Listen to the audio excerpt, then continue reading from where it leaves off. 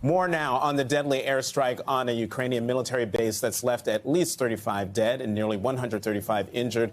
This airstrike in western Ukraine is just part of the onslaught the Kremlin has unleashed as it tries to subdue the eastern portion of Ukraine by relentlessly shelling civilian havens there and attacking evacuation corridors throughout the country.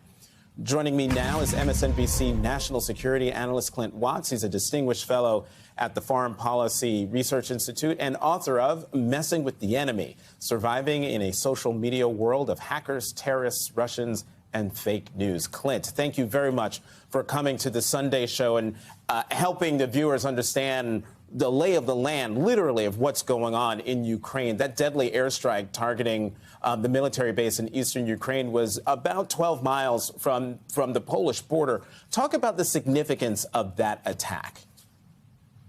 Well, Jonathan, I think it's what we can expect more of, because the Russians know that as long as Ukrainian military and humanitarian civilian populations continue to be resupplied, they will not be able to defeat the Ukrainian military. And so I think you're going to increasingly see this.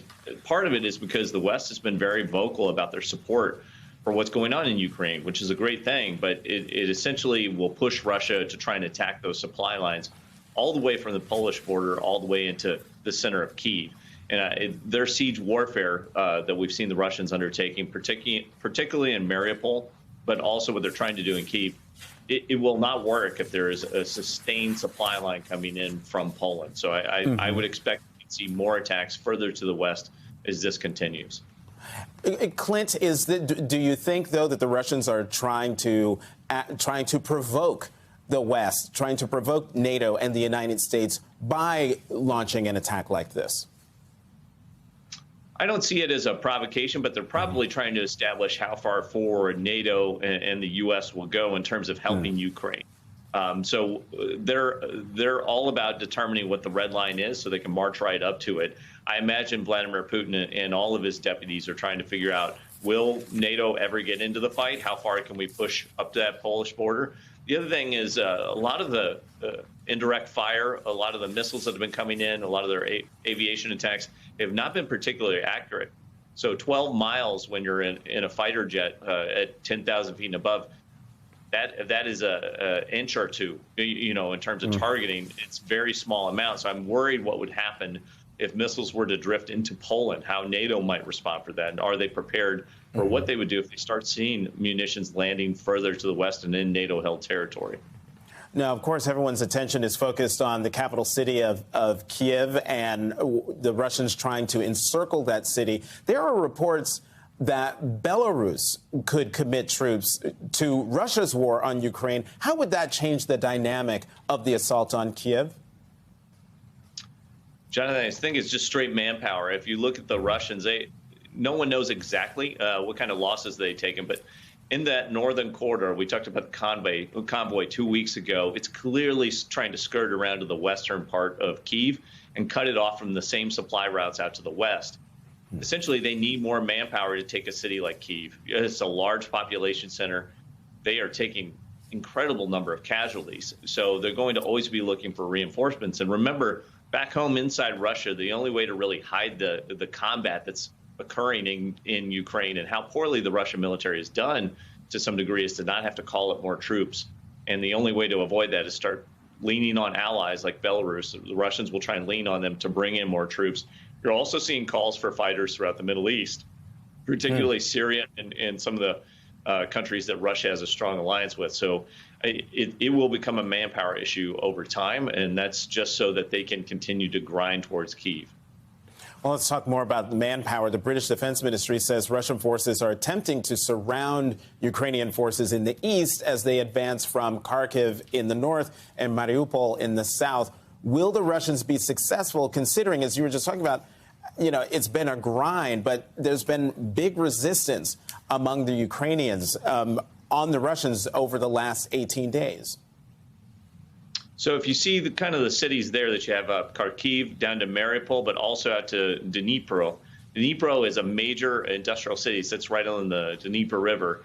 That is essentially the eastern half of Ukraine. It looks like they have kind of two axes of advance that you can kind of see from north to south. that they're trying to link up and essentially cut off those towns that are closer to the Russian border. This is a big problem for them, and I think that's where that question about chemical weapons comes in. Is some of those towns close to the Russian border, stiff resistance from the Ukrainians, they're slowly being cut off. But the second question is, can the Russians sustain those two axes and actually do logistical resupply over an enduring basis?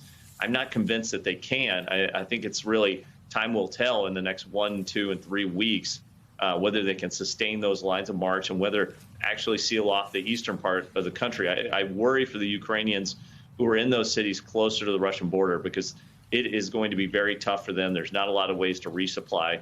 And slowly over time, they're going to have to figure out other ways to keep up the resistance. And I'm sure they're thinking through those things, but it's very difficult to help them the closer they are to the Russian border. And Clint, just sort of make sure that I heard you correctly, because I was going to ask you about the potential of chemical weapons being used. And I think you said that, talk of this or threats of this use of chemical weapons would be on towns in that eastern portion of Ukraine, on the east side of that river that runs the length of Ukraine. I got that right? Yeah, that's right, Jonathan. So the Russian statements were false flag statements, essentially saying that Ukrainians use chemical weapons or detonate them. One of the places that they mentioned was outside of Kharkiv. That's because they have met such stiff resistance in that corridor that you can see where it goes from dark red to kind of a mix of red and pink. That corridor has got a lot of Ukrainian resistance, and they've bypassed a lot of population centers. The Russians are notorious for telling on themselves, meaning they project onto others what they actually are considering doing. And I think we've seen in Syria and other locations where chemical weapons have been used on population centers that could not be brought under control. So from a military perspective, if you want to take a town, but you don't want to bomb every single block of the town and destroy it or level it, chemical weapons allow essentially the death of all the civilians inside that location, a very horrible death. But the structure in the city remains intact and can be retaken over time. That's what I'm worried about. The closer to the Russian border there is with the stiff resistance in these cities, what would the Russians do to take them without having to go through a grinding siege warfare? My God, Clint, I hope we don't see that. Clint Watts, thank you very much for bringing your expertise to the Sunday show.